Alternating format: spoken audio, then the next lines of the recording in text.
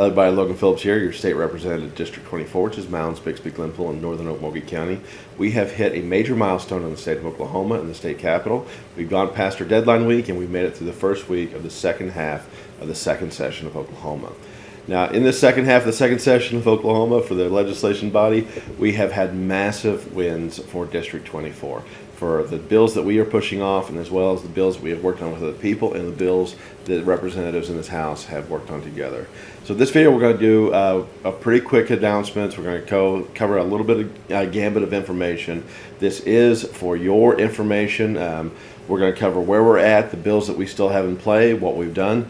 We're going to fix a little bit of that misinformation that's going out there by people that are running against me, and we're going to address that directly because I don't like mincing words.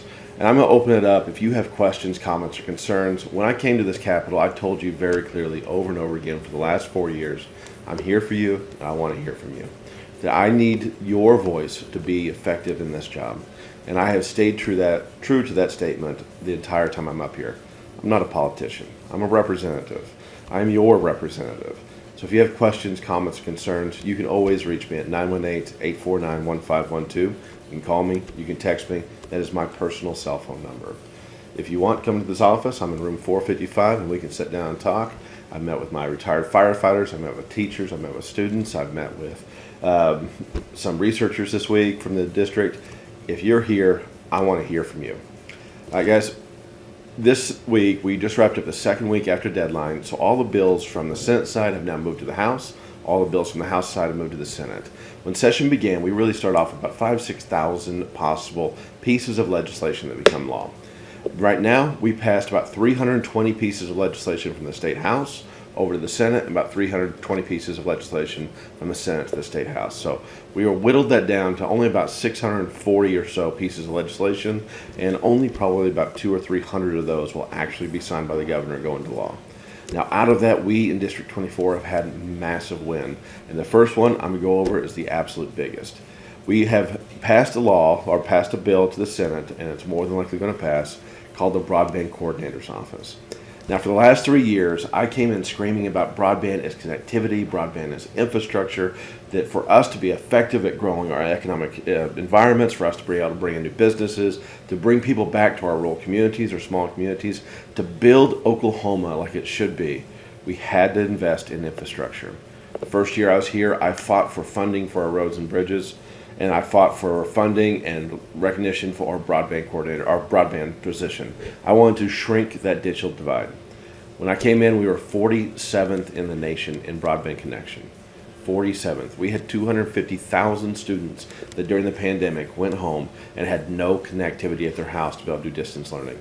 We had families across the entire state that were locked out and isolated that brought about horrible trends of depression, suicide, where we've seen about 50% increase. The isolation could have been handled so much better if we had people with connectivity. And that's not even talking about the amount of businesses that shut down because they couldn't run credit cards, couldn't have an online presence. The amount of businesses that have left rural Oklahoma. Broadband is infrastructure, and it is the base level that we need to move into a modern and next generation market. Now, in the 3 years I've been working on broadband as your broadband chairman, with Senator Lee Wright as your Senate side broadband chairman, we have moved the nation, or the state, from 47th in the nation to 24th. Our connectivity and digital divide is drastically shrinking. But we passed a bill this year that has brought incredible pride to my heart. We passed a bill called the Broadband Coordinator's Office that we believe will set the groundwork so that we aren't building broadband incrementally. We are going to do one massive, massive push. And we can bring broadband in the next 5 years to 95% of all houses in the state of Oklahoma. That's not land, that's the house. Broadband connectivity to the individual, from Mounds to Bixby to Wetumpka to Okemah to Holdenville to Payton, Preston, Winchester, wherever you are, no matter where in the state, we will bring you connectivity in the next 5 years. That is the absolute goal. So there's still work to be done, But that broadband coordinator's office bill has passed from the state of House of Representatives over to the Senate. It's likely to pass there. It's likely to be signed by the governor. And then we have the ability now, we have the funding, we have the tax rebates, we have the coordinator to be able to do the position, and we are working in unison with the Rural Broadband Expansion Council, where I'm the chairman, with the Broadband and Infrastructure subgroup on ARPA, where I'm the chairman of that. We are working to build broadband like nothing we've ever seen before. We have not seen this type of investment in infrastructure for the last 100 years, since nearly statehood, when we built out electrification to rural Oklahoma for the first time. That is how big of a deal this is, and it has been my absolute pride to be able to be a part of this, to be able to lead this charge, and bring your voice, because when I was on your doorstep, when I was out knocking your doors, when I was in the community, I heard your cries that we can't do business, we can't connect, our kids can't study from home, we can't do all these things, we can't do anything here on our communities, we have to leave. So we're going to find a way to bring that economic expansion back. We're going to find a way to bring our people back and to build out Oklahoma as the heartland of technology and the heartland of innovative technologies for the rest of the nation. We are going to lead the nation in connectivity, not trail, not catch up, not be nose to nose. We will be the point person for broadband expansion, not just in Oklahoma, but for every other state. And that is a promise that I promised 3 years ago, and we are actively doing it right now, and it brings me great joy. So that's the first bill that has passed on. We got through with the help of the Speaker of the House, the President Pro Tem of the Senate, members of both buildings, and Senator Lee Wright worked in conjunction with me, and of course our Broadband Expansion Council. The expertise they provided and the help they provided was unwaverably amazing. So just a fantastic time. We're building broadband like nothing else. Past that, our next big bill, we passed the Telephone Solicitation Act. All of us have been getting those stupid spam calls. I got 50 of them today. I believe I can cut 30 to 50% of those spam calls out in that business model, and we are actively working on that. It passed the House, it's on the Senate. We've also looked at education. We know for DHS, our juvenile justice involved students, and some of those types of individuals in the classroom, they are aging out of the system right before they're able to graduate degrees. So we found a way to allow those students that are in foster care, in DHS, in justice involved, that even if they age out of the home, that they can still continue their education for a period, so they can get those high school diplomas, so they can be functioning members of our society. So that was a passion project to me, with having been a Tulsa Boys Home teacher for 6 years, working with justice involved young men, DHS and foster kids. Making sure that they have a chance at life once they turn 18 was something that was very close to my heart. We've worked on rural broadband, talking about the easements, the co-ops, pole attachments, and just a slew of stuff going over there to help with the build out of broadband outside the broadband coordinator's office. We've worked on smaller issues that were affecting maybe not such a huge population, but a population of our people. We had individuals in our communities come to me and say they've been held hostage by higher education, that a university from out of state's holding the transcript and they won't let them graduate here in a state, even though they've met all the requirements. We have that bill moving so that if you're an Oklahoma student going to an Oklahoma college and you've met the requirements of that, we are not going to be in your way. We are going to help you finish your graduate, get to work, get your education, and move forward. We talked about creating brand new industries this year. We got a bill out there right now creating the drone industries, making sure that we have an idea for the drone highway system. I'm working with several different commissions here in Oklahoma to how we bring innovative technologies here. Unmanned vehicles, drones, broadband, microchip manufacturing centers, connecting the Ardmore Industrial Park and the Port of Catoosa to create an international trade zone across Oklahoma so we can be a central distribution point for the rest of the nation for technology. So we are looking at building not just a small sector, we are wanting to build an entirely new way of doing business, a new economic path that will bring high-paying, high-quality, future-proof jobs to Oklahoma. We've also worked on, again, some issues that are for our veterans. We've gone in and done parade vehicles, making sure that we can still utilize our parade vehicles on the streets, which was just a simple fix, but we had to do it statutorily. We've worked on, what was the other veteran piece. So I've worked on several veteran pieces this year. So we looked at the veteran communities to help them out. And then today was a huge piece. Today we have partnered with the Department of Health, the Department of Mental Health, the Movember Foundation out of California, and with other entities around the state government, and with Joanna Dossett out of the Senate. We passed an HCR naming November as Men's Health Awareness Month. We found out through my research and my years of working in the communities of at-risk communities that we are terrible in health. We are in an epidemic of suicide, of depression. We're number one in veteran suicides in the nation. So we have working on the ways to help our veteran communities through psilocybin research, naming November Men's Health Awareness Month, which is a massive win, went through without cause. We're going to really push that come November to get people into the doctor, into specialists, to get them the help they need so they don't die. So we've worked on everything, and these are the things that I have personally authored, and I am the driving force behind, from broadband to cars to new innovative technologies to helping veterans. It has been a great year. Now, there are a few bills that I really tried to get through that we couldn't get. One of them was the right to repair. From the very beginning, I've talked to you guys about I am consumer friendly. I fight for your rights, the things that are inherently belong to you, not given to you by government, that are inherently yours. Rights to ownership, rights to privacy, rights to repair, things that belong to you. These are your rights. I'm up here to protect your rights from both government and overreaching corporations. Now, I had a bad faith actor. I tried to work with a certain group.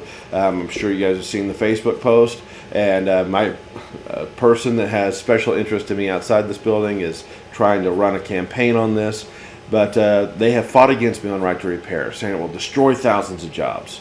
A few mega corporations outside the state of Oklahoma have been stripping away your right to ownership of your devices.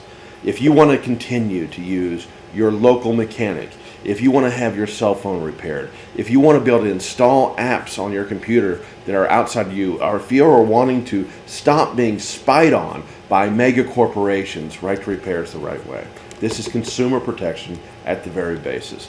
And I was furious. I worked for 3 years and have fought against a very powerful lobbying organizations that are actively working to protect these anti-consumer practices at the expense of our people.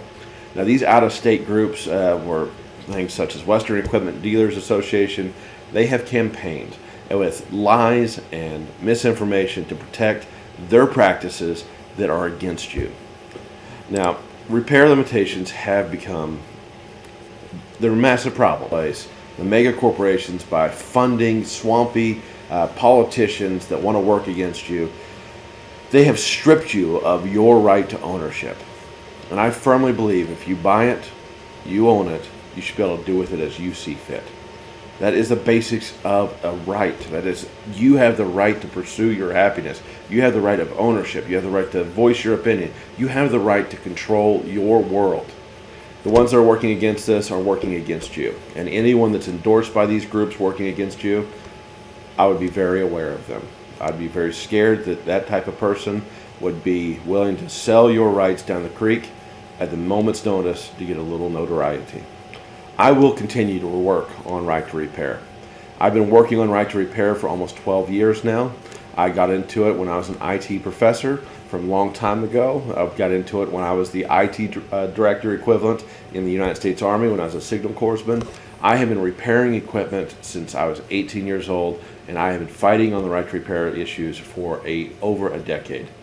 I will continue to do that. I will continue to fight for your rights, your right to pursuit of happiness, your rights of ownership, your rights to repair, your right to free speech, your right to bear arms, the God-given rights that are inherent in you on the day you were born. I will always fight to protect those. And anyone that stands in my way, I will make sure I fight against them as well. Now, guys, it has been a wild, crazy session. We have worked incredibly hard. We have bad actors and lobbyist groups and powerful, rich individuals fighting against us and sharing out bad information. We have passed great legislation that will benefit you and benefit your children and your children's children. And now we have a second half of session to go into. We have about 6-7 weeks left of session. The bills now that we passed are in the Senate side. If they pass from their committee, they will go to a vote on the committee floor or the Senate floor, and then they will go to the governor's office to be signed or not signed. If you have any questions about the bills I've authored, please reach out. Questions, comments, concerns, I'm here for you. I want to hear from you. We will work those bills, make them modified, but we will get them through so that you benefit from them, because that's what you hired me to do. And outside of the bills I'm authoring, we have done incredible other issues, from trying to fight against the tax inflation. The other big thing was the Southeast Asia Trade Office. Trying to fight against inflation and trying to fight against those shortages. We've actually gone to other countries outside of China, not China, and found partners around the world that want to work directly with Oklahoma. They want to bring our agriculture, our ag goods, our oil and natural resources, buy them in and import to their countries, and bring in technology sector here to Oklahoma. I'm hoping we can grab a microprocessor firm that will set up here in Oklahoma. I'm hoping that we can build out a couple of digital currency miners and 3D printing farms, unmanned vehicles, and utilize those spaceports so that we can get a space exploration businesses here in Oklahoma. We are looking at future-proof jobs. So that's going to be a huge thing. I'll talk to you about that in a special individualized video, because I can go too long for it. This next session, so we go into the 2 sessions of the House. We go in there. We got 6 weeks left. Once that's done, the session's over. I'll be back on your in district nonstop, and that's where we are. And I apologize. I'm stumbling on my feet. I've been here since 6 a.m. It's now 8 p.m. and it's been a long, long day. I've done that every day for the last 3-4 weeks. So guys, if you see me out, I'll be out knocking doors this weekend. Stop me, talk to me. And for those individuals that are just spreading bad information, vile lies, and for those individuals who are working actively against the rights of my people, you don't know the type of ally I am to my individuals and my constituents. Anyone that is willing to lie about me is willing to lie about you. Anyone that is willing to work against your rights is working against my rights. And I promise you, as an ally, as your representative, I don't take kindly to that. So guys, we will be working on the rest of this legislation. I'll be pushing the bills that benefit you. I'll be on your doorsteps to talk to you guys as we go through the process. If you have any questions, comments, concerns, reach out to me. I'm here for you, and I want to hear from you. I hope you have a very wonderful night. I'm going to make the 2-hour journey back to my farm, play with my dog, play with my cows, pull some hay in probably, and then I might see you out this weekend if the winds keep calm and the rains warm up a little bit. On the bike, then you'll see a fat boy on a fat boy, knocking doors in a big gray shirt. So guys, I hope you have a very fruitful day, a wonderful night, and I'll see you on your doorstep.